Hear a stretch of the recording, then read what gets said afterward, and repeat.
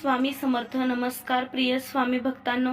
जेव्हा तुम्हाला पैशांची नितांत गरज असते, पैसे येण्याचे कोणतेही मार्ग दिसत नाहीत, संकटांनी चारी बाजूंनी तुम्हाला घेरलेले असते किंवा तुमचे कोणतेही काम पूर्ण होत नाही, तुम्ही हळूहळू असह्य होत जाता, पण आता काळजी करू नका, कारण आज आपण संपत्तीचे स्वामी श्री स्वामी समर्थ महाराज यांचा एक मंत्र या व्हिडिओमध्ये ऐकणार आहोत. प्रिय भक्तांनो, जर तुम्ही श्री स्वामी समर्थ महाराजांचे सच्चे भक्त असाल तर तुम्हाला या मंत्राची चांगली जाणीव असणे गरजेचे आहे. श्री स्वामी समर्थांचा हा मंत्र इतका प्रभावी आणि शक्तिशाली आहे की जो कोणी हा मंत्र ऐकतो त्याला हळूहळू पैशांचा लाभ होत जातो. तो व्यक्ती गरिबीतून श्रीमंत होतो. शास्त्रानुसार जर तुम्ही हा मंत्र कमीत कमी 108 वेळा ऐकला तर तुमची दुःख आणि संकटे नष्ट होऊ लागतात. तुमच्या जीवनात अपार संपत्ती येते आणि वाईट वेळ कधीच येत नाही. आणि श्री स्वामी समर्थ महाराज यांचा आशीर्वाद कायम त्या व्यक्तीच्या पाठीशी राहतो. त्या व्यक्तीच्या घरी कधीही संपत्तीची कमतरता भासत नाही. जर तुम्हाला धनसंपत्तीचा भरपूर लाभ मिळावा असे वाटत असेल तर हा मंत्र 108 वेळा ऐकत राहा. या मंत्रामुळे तुम्हाला अचानक अमाप संपत्ती नक्कीच मिळेल. तुमच्या आयुष्यातून ही गरिबी कायमची दूर होईल. प्रिय भक्तांनो, आज तरी या मंत्राकडे अजिबात दुर्लक्ष करू नका. आजचा दिवस तुमच्यासाठी खूप शुभ असणार आहे. अशी शुभ संधी आपल्या जीवनात क्वचितच येत असते. त्यामुळे ही संधी दवडू नका. हा मंत्र प्रत्यक्षात पैशाचा वर्षाव करणारा मंत्र आहे. तुम्ही फक्त या मंत्राचा जप करत राहा. या मंत्राचा प्रभाव नक्कीच तुमच्या जीवनावर पडेल आणि आत्तापासूनच तुमच्या जीवनात धनसंपत्तीचा लाभ होण्यास सुरुवात होईल. तुमची सर्व गरिबी नाहीशी होईल. तुम्ही श्रीमंत माणसासारखे जीवन जगू लागाल. भक्तांनो, खरोखरच तुम्हाला या मंत्राचा चमत्कार पाहायचा असेल तर हा मंत्र आत्ताच ऐकायला सुरुवात करा. तुम्ही हा मंत्र अजिबात हलक्यात घेऊ नका, कारण श्री स्वामी समर्थांचे खरे भक्त त्यांच्यावर विश्वास ठेवून श्रद्धेने मंत्र ऐकत असतात आणि तेव्हाच त्यांना त्या मंत्राची प्रचिती येत असते. विश्वास ठेवा, श्रद्धा ठेवा आणि हा मंत्र जप ऐकत राहा.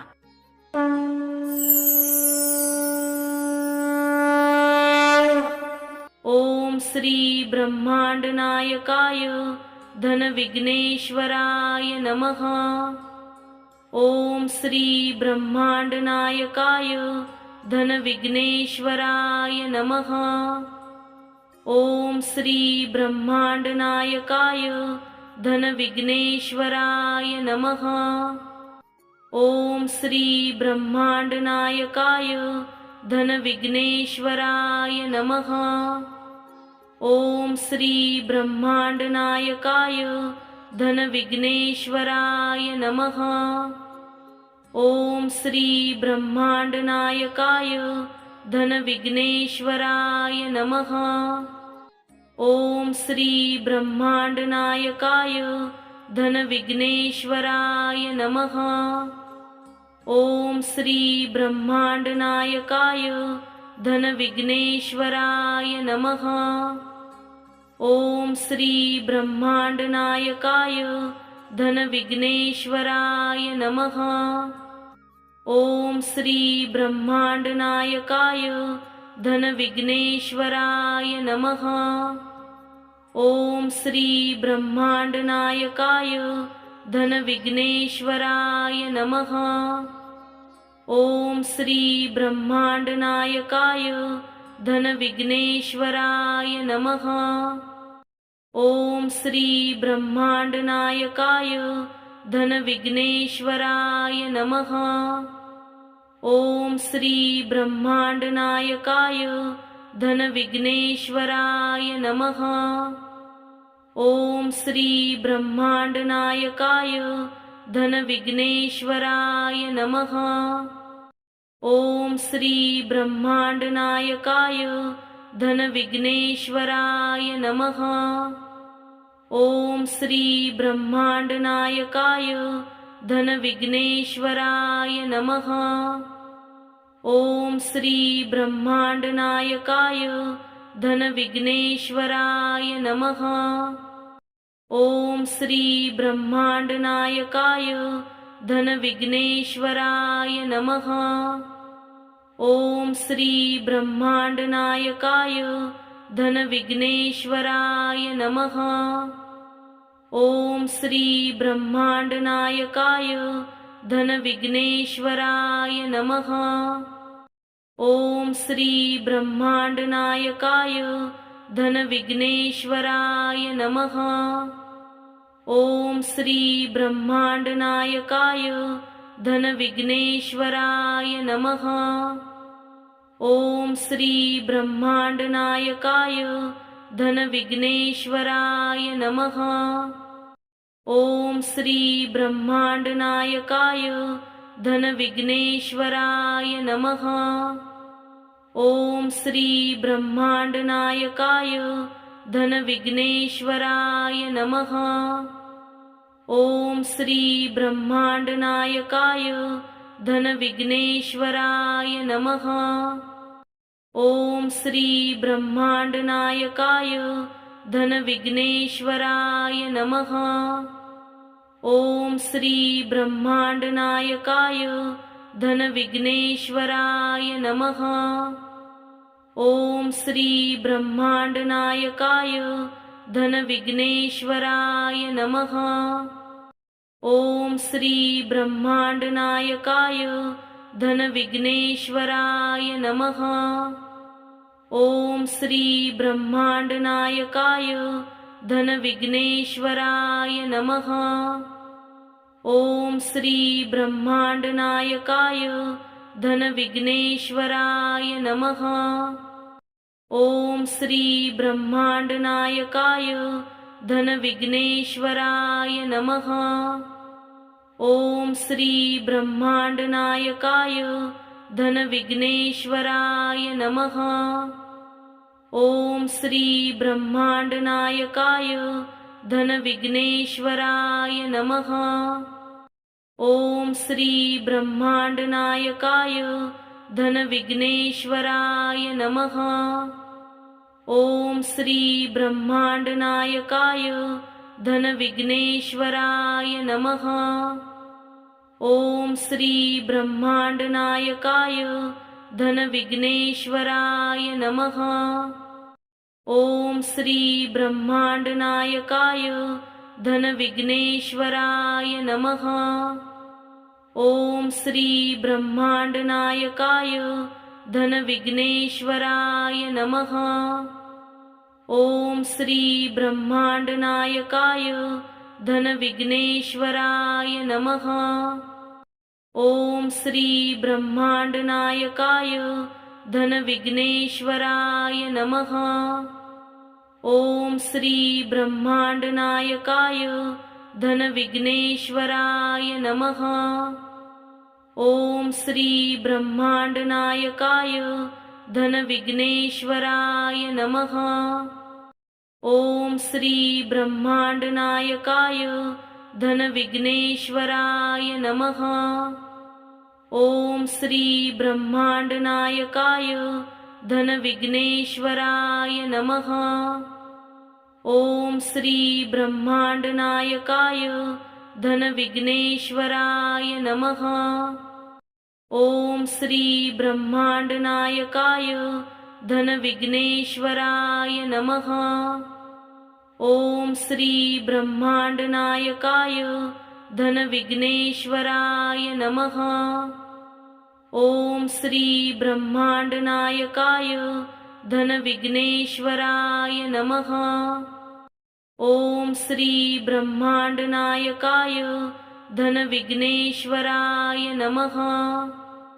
ओम श्री ब्रह्मांडनायकाय धनविघ्नेश्वराय नमः।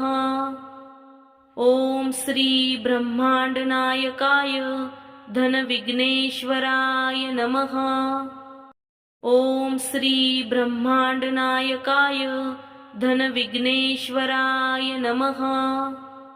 ओम श्री ब्रह्मांडनायकाय धनविघ्नेश्वराय नमः। ओम श्री ब्रह्मांडनायकाय धनविघ्नेश्वराय नमः। ओम श्री ब्रह्मांडनायकाय धनविघ्नेश्वराय नमः। ओम श्री ब्रह्मांडनायकाय धनविघ्नेश्वराय नमः। ओम श्री ब्रह्मांडनायकाय धनविघ्नेश्वराय नमः। ओम श्री ब्रह्मांडनायकाय धनविघ्नेश्वराय नमः। ओम श्री ब्रह्मांडनायकाय धनविघ्नेश्वराय नमः। ओम श्री ब्रह्मांडनायकाय धनविघ्नेश्वराय नमः। ओम श्री ब्रह्मांडनायकाय धनविघ्नेश्वराय नमः। ओम श्री ब्रह्मांडनायकाय धनविघ्नेश्वराय नमः। ओम श्री ब्रह्मांडनायकाय धनविघ्नेश्वराय नमः। ओम श्री ब्रह्मांडनायकाय धनविघ्नेश्वराय नमः। ओम श्री ब्रह्मांडनायकाय धनविघ्नेश्वराय नमः। ओम श्री ब्रह्मांडनायकाय धनविघ्नेश्वराय नमः। ओम श्री ब्रह्मांडनायकाय धनविघ्नेश्वराय नमः। ओम श्री ब्रह्मांडनायकाय धनविघ्नेश्वराय नमः। ओम श्री ब्रह्मांडनायकाय धनविघ्नेश्वराय नमः। ओम श्री ब्रह्मांडनायकाय धनविघ्नेश्वराय नमः। ओम श्री ब्रह्मांडनायकाय धनविघ्नेश्वराय नमः। ओम श्री ब्रह्मांडनायकाय धनविघ्नेश्वराय नमः। ओम श्री ब्रह्मांडनायकाय धनविघ्नेश्वराय नमः। ओम श्री ब्रह्मांडनायकाय धनविघ्नेश्वराय नमः। ओम श्री ब्रह्मांडनायकाय धनविघ्नेश्वराय नमः। ओम श्री ब्रह्मांडनायकाय धनविघ्नेश्वराय नमः। ओम श्री ब्रह्मांडनायकाय धनविघ्नेश्वराय नमः। ओम श्री ब्रह्मांडनायकाय धनविघ्नेश्वराय नमः। ओम श्री ब्रह्मांडनायकाय धनविघ्नेश्वराय नमः। ओम श्री ब्रह्मांडनायकाय धनविघ्नेश्वराय नमः। ओम श्री ब्रह्मांडनायकाय धनविघ्नेश्वराय नमः। ओम श्री ब्रह्मांडनायकाय धनविघ्नेश्वराय नमः। ओम श्री ब्रह्मांडनायकाय धनविघ्नेश्वराय नमः। ओम श्री ब्रह्मांडनायकाय धनविघ्नेश्वराय नमः। ओम श्री ब्रह्मांडनायकाय धनविघ्नेश्वराय नमः। ओम श्री ब्रह्मांडनायकाय धनविघ्नेश्वराय नमः। ओम श्री ब्रह्मांडनायकाय धनविघ्नेश्वराय नमः। ओम श्री ब्रह्मांडनायकाय धनविघ्नेश्वराय नमः। ओम श्री ब्रह्मांडनायकाय धनविघ्नेश्वराय नमः। ओम श्री ब्रह्मांडनायकाय धनविघ्नेश्वराय नमः। ओम श्री ब्रह्मांडनायकाय धनविघ्नेश्वराय नमः। ओम श्री ब्रह्मांडनायकाय धनविघ्नेश्वराय नमः। ओम श्री ब्रह्मांडनायकाय धनविघ्नेश्वराय नमः। ओम श्री ब्रह्मांडनायकाय धनविघ्नेश्वराय नमः। ओम श्री ब्रह्मांडनायकाय धनविघ्नेश्वराय नमः। ओम श्री ब्रह्मांडनायकाय धनविघ्नेश्वराय नमः। ओम श्री ब्रह्मांडनायकाय धनविघ्नेश्वराय नमः। ओम श्री ब्रह्मांडनायकाय धनविघ्नेश्वराय नमः। ओम श्री ब्रह्मांडनायकाय धनविघ्नेश्वराय नमः। ओम श्री ब्रह्मांडनायकाय धनविघ्नेश्वराय नमः। ओम श्री ब्रह्मांडनायकाय धनविघ्नेश्वराय नमः। ओम श्री ब्रह्मांडनायकाय धनविघ्नेश्वराय नमः। ओम श्री ब्रह्मांडनायकाय धनविघ्नेश्वराय नमः। ओम श्री ब्रह्मांडनायकाय धनविघ्नेश्वराय नमः। ओम श्री ब्रह्मांडनायकाय धनविघ्नेश्वराय नमः। ओम श्री ब्रह्मांडनायकाय धनविघ्नेश्वराय नमः। ओम श्री ब्रह्मांडनायकाय धनविघ्नेश्वराय नमः। ओम श्री ब्रह्मांडनायकाय धनविघ्नेश्वराय नमः। ओम श्री ब्रह्मांडनायकाय धनविघ्नेश्वराय नमः।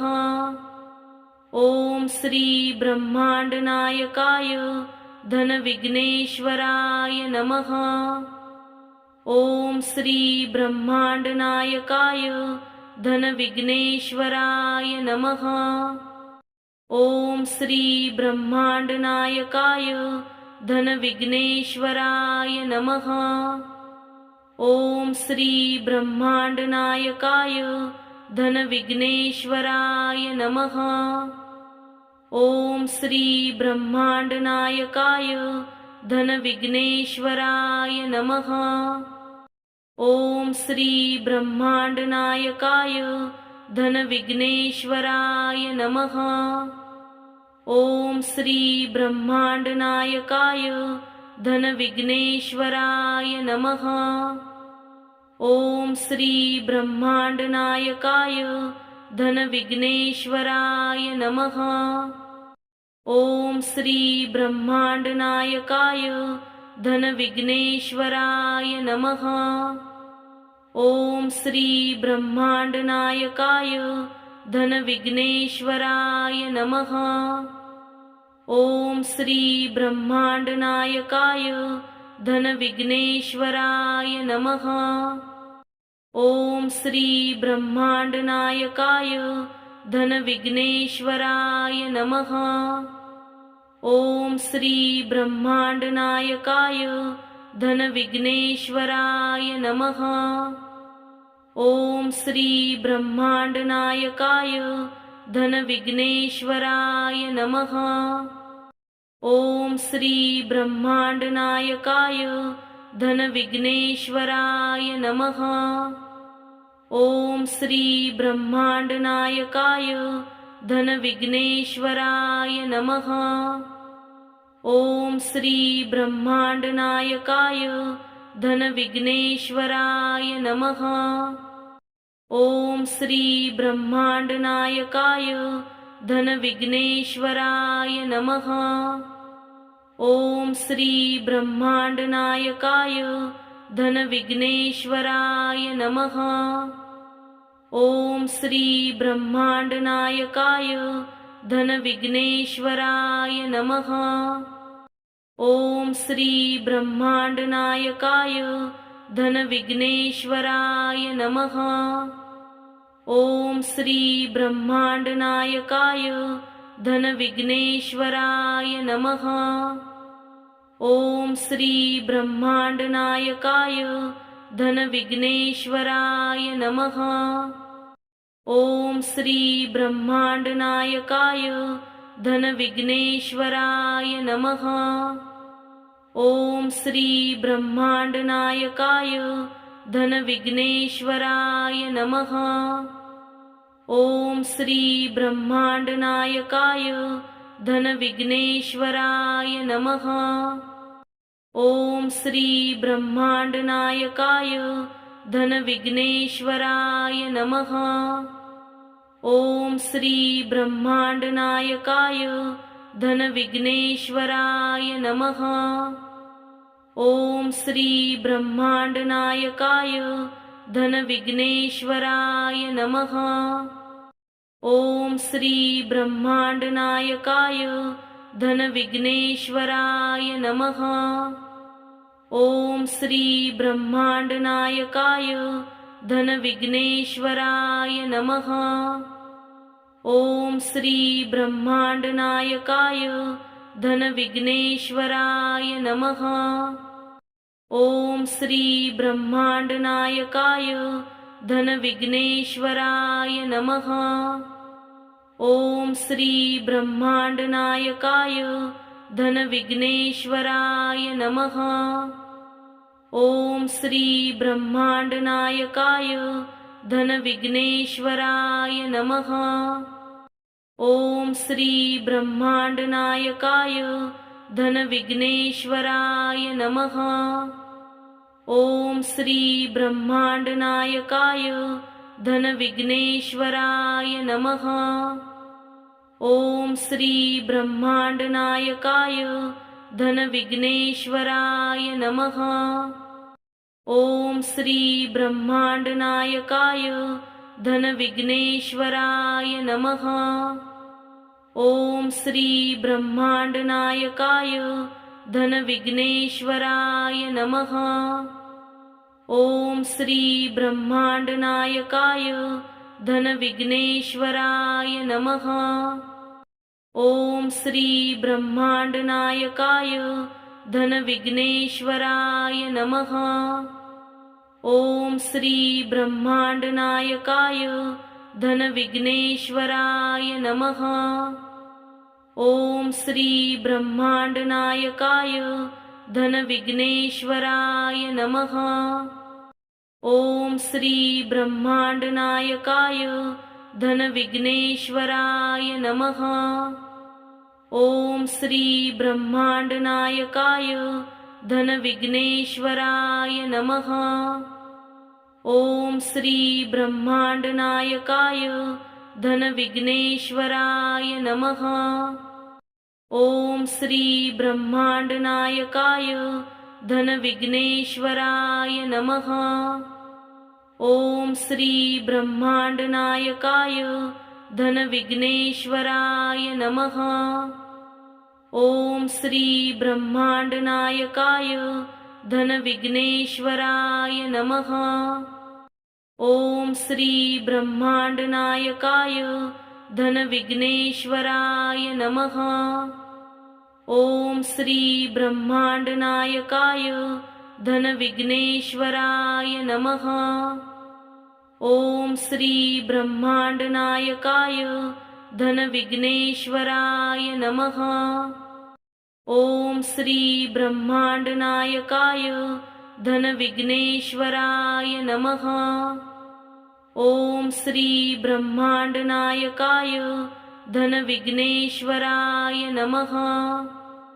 ओम श्री ब्रह्मांडनायकाय धनविघ्नेश्वराय नमः। ओम श्री ब्रह्मांडनायकाय धनविघ्नेश्वराय नमः। ओम श्री ब्रह्मांडनायकाय धनविघ्नेश्वराय नमः। ओम श्री ब्रह्मांडनायकाय धनविघ्नेश्वराय नमः। ओम श्री ब्रह्मांडनायकाय धनविघ्नेश्वराय नमः। ओम श्री ब्रह्मांडनायकाय धनविघ्नेश्वराय नमः। ओम श्री ब्रह्मांडनायकाय धनविघ्नेश्वराय नमः। ओम श्री ब्रह्मांडनायकाय धनविघ्नेश्वराय नमः। ओम श्री ब्रह्मांडनायकाय धनविघ्नेश्वराय नमः। ओम श्री ब्रह्मांडनायकाय धनविघ्नेश्वराय नमः। ओम श्री ब्रह्मांडनायकाय धनविघ्नेश्वराय नमः। ओम श्री ब्रह्मांडनायकाय धनविघ्नेश्वराय नमः। ओम श्री ब्रह्मांडनायकाय धनविघ्नेश्वराय नमः। ओम श्री ब्रह्मांडनायकाय धनविघ्नेश्वराय नमः। ओम श्री ब्रह्मांडनायकाय धनविघ्नेश्वराय नमः। ओम श्री ब्रह्मांडनायकाय धनविघ्नेश्वराय नमः। ओम श्री ब्रह्मांडनायकाय धनविघ्नेश्वराय नमः। ओम श्री ब्रह्मांडनायकाय धनविघ्नेश्वराय नमः। ओम श्री ब्रह्मांडनायकाय धनविघ्नेश्वराय नमः। ओम श्री ब्रह्मांडनायकाय धनविघ्नेश्वराय नमः। ओम श्री ब्रह्मांडनायकाय धनविघ्नेश्वराय नमः। ओम श्री ब्रह्मांडनायकाय धनविघ्नेश्वराय नमः। ओम श्री ब्रह्मांडनायकाय धनविघ्नेश्वराय नमः। ओम श्री ब्रह्मांडनायकाय धनविघ्नेश्वराय नमः। ओम श्री ब्रह्मांडनायकाय धनविघ्नेश्वराय नमः। ओम श्री ब्रह्मांडनायकाय धनविघ्नेश्वराय नमः। ओम श्री ब्रह्मांडनायकाय धनविघ्नेश्वराय नमः। ओम श्री ब्रह्मांडनायकाय धनविघ्नेश्वराय नमः। ओम श्री ब्रह्मांडनायकाय धनविघ्नेश्वराय नमः। ओम श्री ब्रह्मांडनायकाय धनविघ्नेश्वराय नमः। ओम श्री ब्रह्मांडनायकाय धनविघ्नेश्वराय नमः। ओम श्री ब्रह्मांडनायकाय धनविघ्नेश्वराय नमः। ओम श्री ब्रह्मांडनायकाय धनविघ्नेश्वराय नमः। ओम श्री ब्रह्मांडनायकाय धनविघ्नेश्वराय नमः। ओम श्री ब्रह्मांडनायकाय धनविघ्नेश्वराय नमः। ओम श्री ब्रह्मांडनायकाय धनविघ्नेश्वराय नमः। ओम श्री ब्रह्मांडनायकाय धनविघ्नेश्वराय नमः। ओम श्री ब्रह्मांडनायकाय धनविघ्नेश्वराय नमः। ओम श्री ब्रह्मांडनायकाय धनविघ्नेश्वराय नमः। ओम श्री ब्रह्मांडनायकाय धनविघ्नेश्वराय नमः। ओम श्री ब्रह्मांडनायकाय धनविघ्नेश्वराय नमः। ओम श्री ब्रह्मांडनायकाय धनविघ्नेश्वराय नमः। ओम श्री ब्रह्मांडनायकाय धनविघ्नेश्वराय नमः। ओम श्री ब्रह्मांडनायकाय धनविघ्नेश्वराय नमः। ओम श्री ब्रह्मांडनायकाय धनविघ्नेश्वराय नमः। ओम श्री ब्रह्मांडनायकाय धनविघ्नेश्वराय नमः।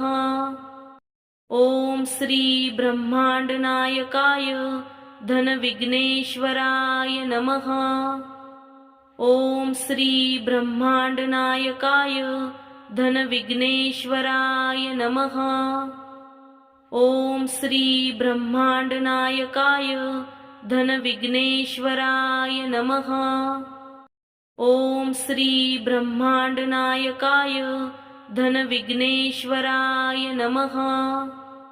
ओम श्री ब्रह्मांडनायकाय धनविघ्नेश्वराय नमः। ओम श्री ब्रह्मांडनायकाय धनविघ्नेश्वराय नमः। ओम श्री ब्रह्मांडनायकाय धनविघ्नेश्वराय नमः। ओम श्री ब्रह्मांडनायकाय धनविघ्नेश्वराय नमः। ओम श्री ब्रह्मांडनायकाय धनविघ्नेश्वराय नमः। ओम श्री ब्रह्मांडनायकाय धनविघ्नेश्वराय नमः। ओम श्री ब्रह्मांडनायकाय धनविघ्नेश्वराय नमः।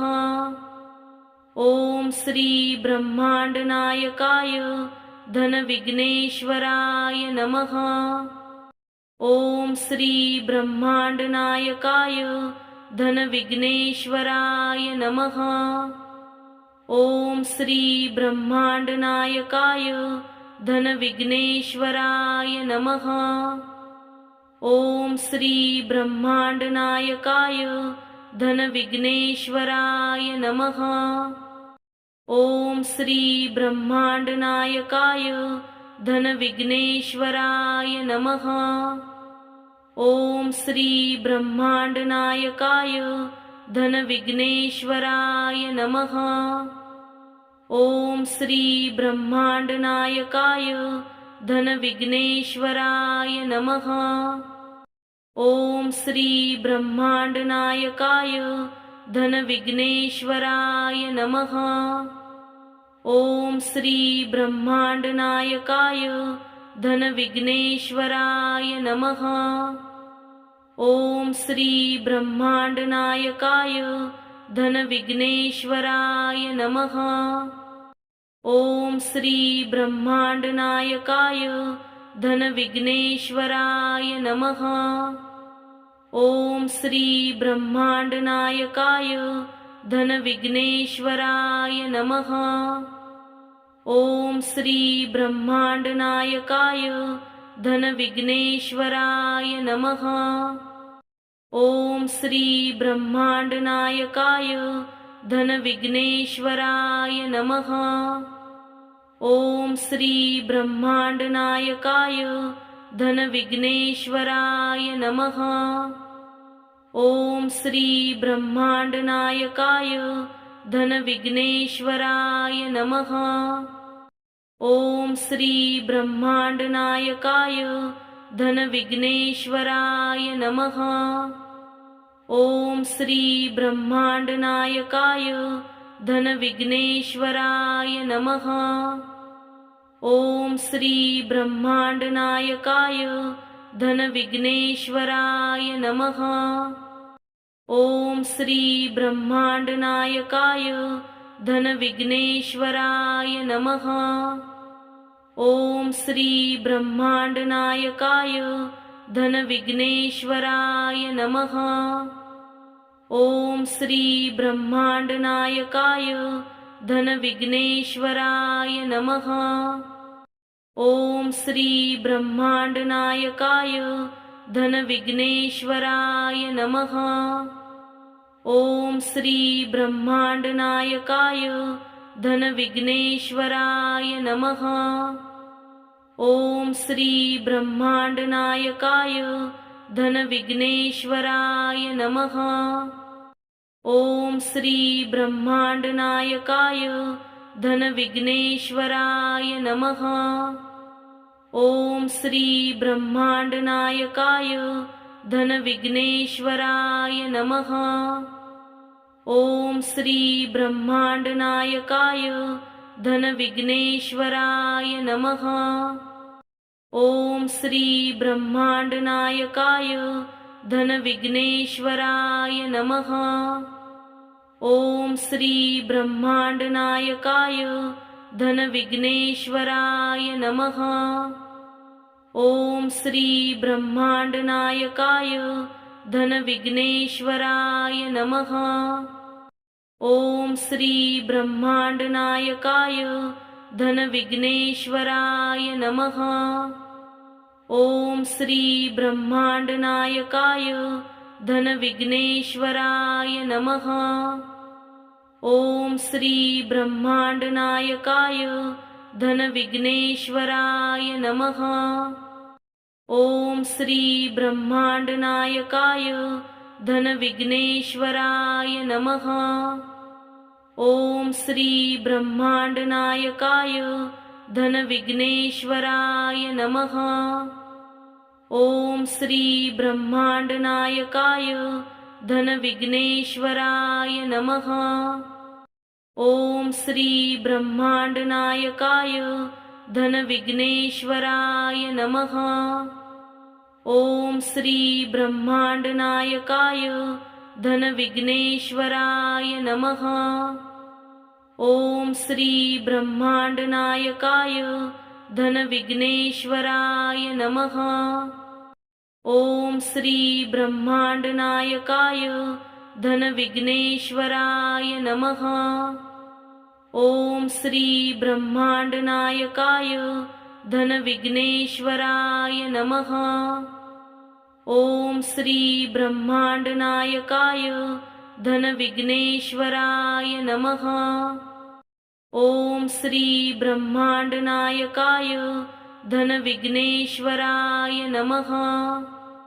ओम श्री ब्रह्मांडनायकाय धनविघ्नेश्वराय नमः। ओम श्री ब्रह्मांडनायकाय धनविघ्नेश्वराय नमः। ओम श्री ब्रह्मांडनायकाय धनविघ्नेश्वराय नमः। ओम श्री ब्रह्मांडनायकाय धनविघ्नेश्वराय नमः।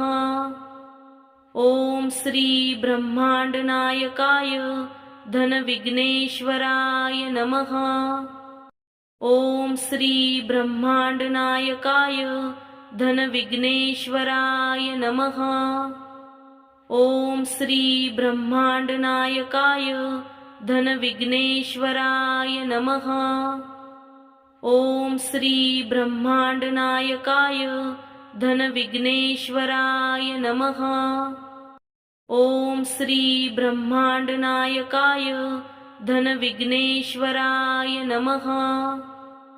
ओम श्री ब्रह्मांडनायकाय धनविघ्नेश्वराय नमः। ओम श्री ब्रह्मांडनायकाय धनविघ्नेश्वराय नमः। ओम श्री ब्रह्मांडनायकाय धनविघ्नेश्वराय नमः। ओम श्री ब्रह्मांडनायकाय धनविघ्नेश्वराय नमः। ओम श्री ब्रह्मांडनायकाय धनविघ्नेश्वराय नमः। ओम श्री ब्रह्मांडनायकाय धनविघ्नेश्वराय नमः। ओम श्री ब्रह्मांडनायकाय धनविघ्नेश्वराय नमः। ओम श्री ब्रह्मांडनायकाय धनविघ्नेश्वराय नमः। ओम श्री ब्रह्मांडनायकाय धनविघ्नेश्वराय नमः। ओम श्री ब्रह्मांडनायकाय धनविघ्नेश्वराय नमः। ओम श्री ब्रह्मांडनायकाय धनविघ्नेश्वराय नमः। ओम श्री ब्रह्मांडनायकाय धनविघ्नेश्वराय नमः। ओम श्री ब्रह्मांडनायकाय धनविघ्नेश्वराय नमः। ओम श्री ब्रह्मांडनायकाय धनविघ्नेश्वराय नमः। ओम श्री ब्रह्मांडनायकाय धनविघ्नेश्वराय नमः। ओम श्री ब्रह्मांडनायकाय धनविघ्नेश्वराय नमः। ओम श्री ब्रह्मांडनायकाय धनविघ्नेश्वराय नमः। ओम श्री ब्रह्मांडनायकाय धनविघ्नेश्वराय नमः। ओम श्री ब्रह्मांडनायकाय धनविघ्नेश्वराय नमः। ओम श्री ब्रह्मांडनायकाय धनविघ्नेश्वराय नमः। ओम श्री ब्रह्मांडनायकाय धनविघ्नेश्वराय नमः। ओम श्री ब्रह्मांडनायकाय धनविघ्नेश्वराय नमः। ओम श्री ब्रह्मांडनायकाय धनविघ्नेश्वराय नमः। ओम श्री ब्रह्मांडनायकाय धनविघ्नेश्वराय नमः। ओम श्री ब्रह्मांडनायकाय धनविघ्नेश्वराय नमः। ओम श्री ब्रह्मांडनायकाय धनविघ्नेश्वराय नमः। ओम श्री ब्रह्मांडनायकाय धनविघ्नेश्वराय नमः। ओम श्री ब्रह्मांडनायकाय धनविघ्नेश्वराय नमः। ओम श्री ब्रह्मांडनायकाय धनविघ्नेश्वराय नमः। ओम श्री ब्रह्मांडनायकाय धनविघ्नेश्वराय नमः। ओम श्री ब्रह्मांडनायकाय धनविघ्नेश्वराय नमः। ओम श्री ब्रह्मांडनायकाय धनविघ्नेश्वराय नमः।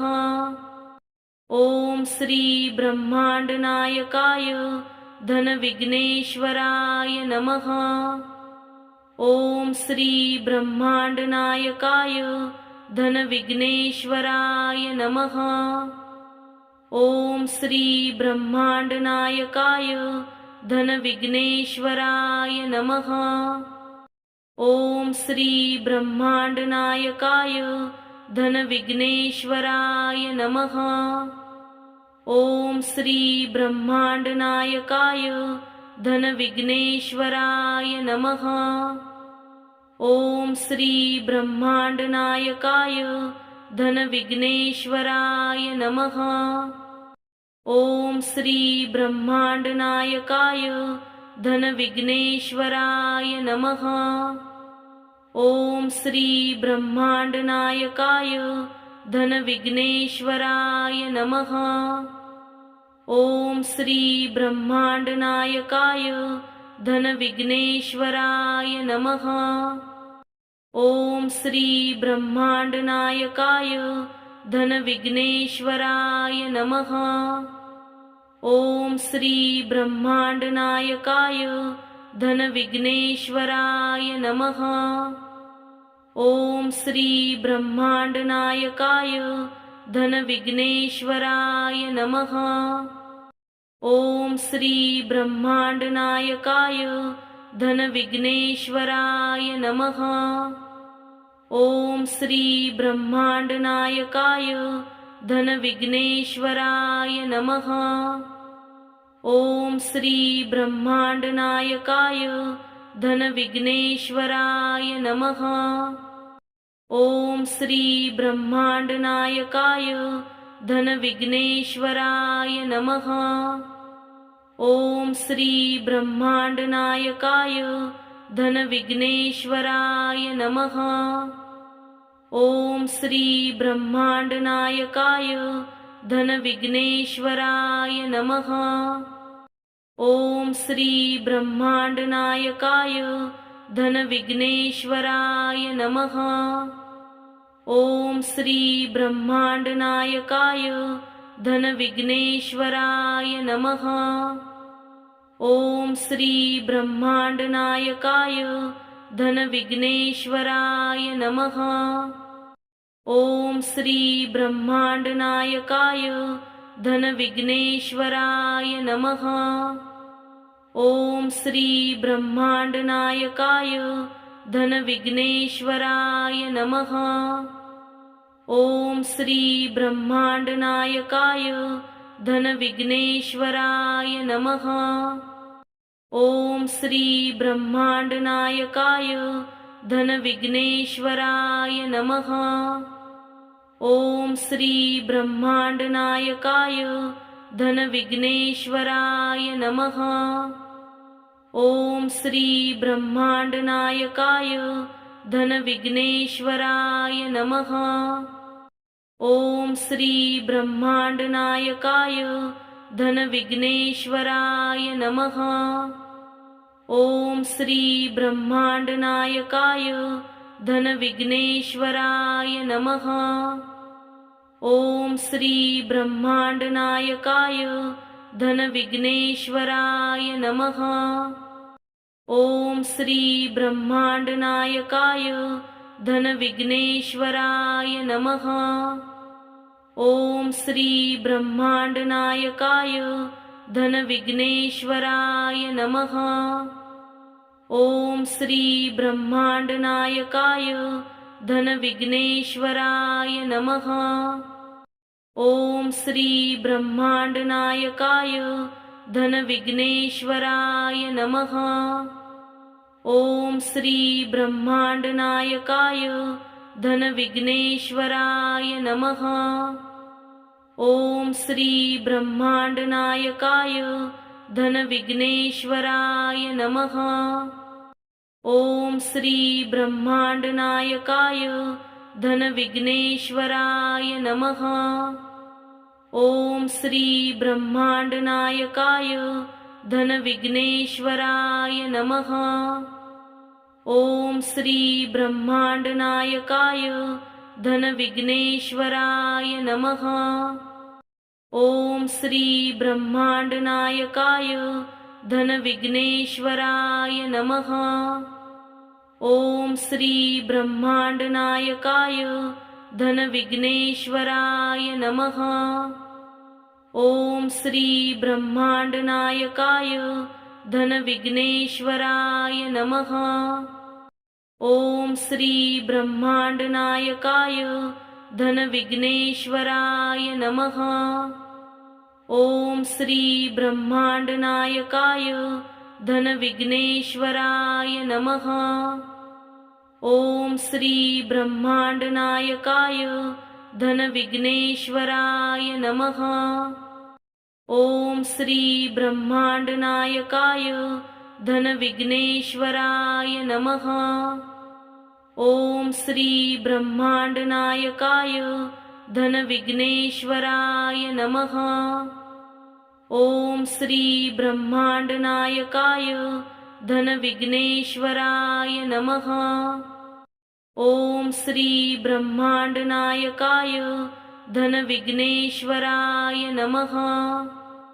ओम श्री ब्रह्मांडनायकाय धनविघ्नेश्वराय नमः। ओम श्री ब्रह्मांडनायकाय धनविघ्नेश्वराय नमः। ओम श्री ब्रह्मांडनायकाय धनविघ्नेश्वराय नमः। ओम श्री ब्रह्मांडनायकाय धनविघ्नेश्वराय नमः। ओम श्री ब्रह्मांडनायकाय धनविघ्नेश्वराय नमः। ओम श्री ब्रह्मांडनायकाय धनविघ्नेश्वराय नमः। ओम श्री ब्रह्मांडनायकाय धनविघ्नेश्वराय नमः। ओम श्री ब्रह्मांडनायकाय धनविघ्नेश्वराय नमः। ओम श्री ब्रह्मांडनायकाय धनविघ्नेश्वराय नमः। ओम श्री ब्रह्मांडनायकाय धनविघ्नेश्वराय नमः। ओम श्री ब्रह्मांडनायकाय धनविघ्नेश्वराय नमः। ओम श्री ब्रह्मांडनायकाय धनविघ्नेश्वराय नमः। ओम श्री ब्रह्मांडनायकाय धनविघ्नेश्वराय नमः। ओम श्री ब्रह्मांडनायकाय धनविघ्नेश्वराय नमः। ओम श्री ब्रह्मांडनायकाय धनविघ्नेश्वराय नमः। ओम श्री ब्रह्मांडनायकाय धनविघ्नेश्वराय नमः। ओम श्री ब्रह्मांडनायकाय धनविघ्नेश्वराय नमः।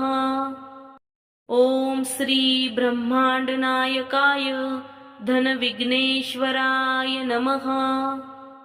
ओम श्री ब्रह्मांडनायकाय धनविघ्नेश्वराय नमः। ओम श्री ब्रह्मांडनायकाय धनविघ्नेश्वराय नमः। ओम श्री ब्रह्मांडनायकाय धनविघ्नेश्वराय नमः। ओम श्री ब्रह्मांडनायकाय धनविघ्नेश्वराय नमः। ओम श्री ब्रह्मांडनायकाय धनविघ्नेश्वराय नमः। ओम श्री ब्रह्मांडनायकाय धनविघ्नेश्वराय नमः। ओम श्री ब्रह्मांडनायकाय धनविघ्नेश्वराय नमः। ओम श्री ब्रह्मांडनायकाय धनविघ्नेश्वराय नमः। ओम श्री ब्रह्मांडनायकाय धनविघ्नेश्वराय नमः। ओम श्री ब्रह्मांडनायकाय धनविघ्नेश्वराय नमः।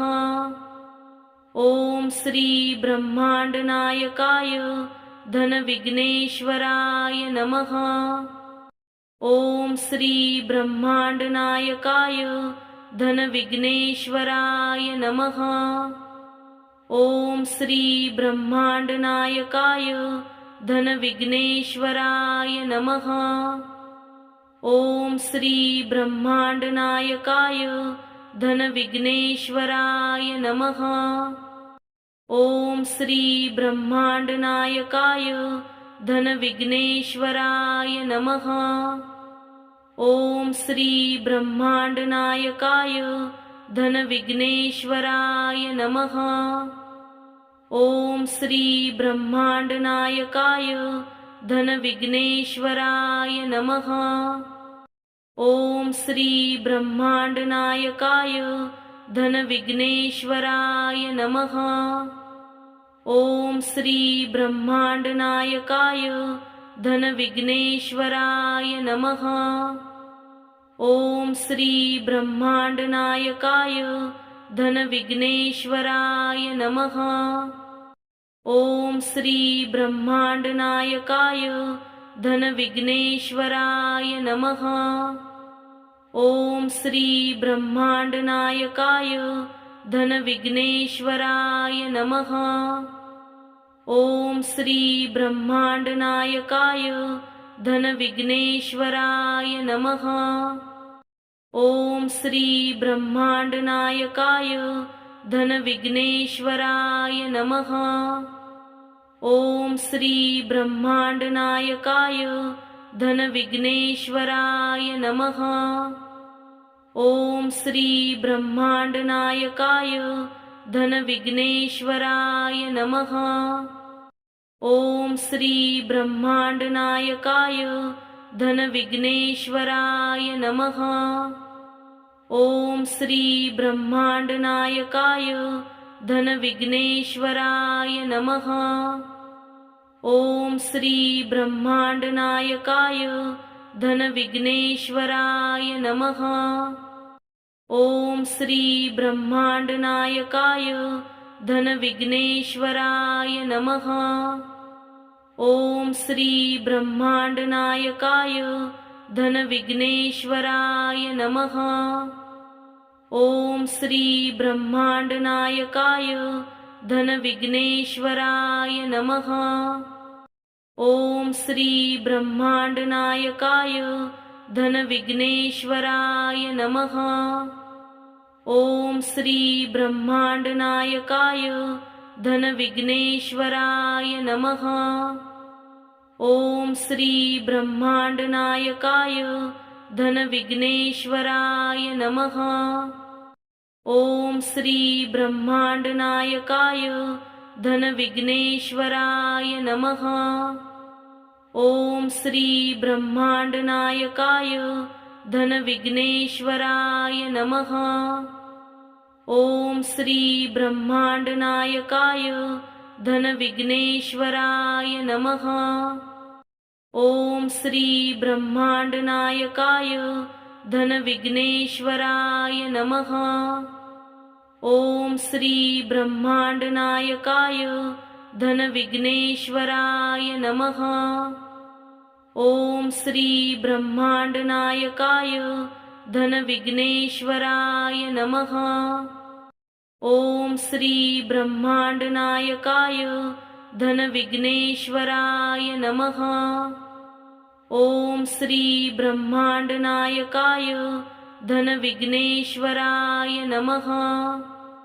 ओम श्री ब्रह्मांडनायकाय धनविघ्नेश्वराय नमः।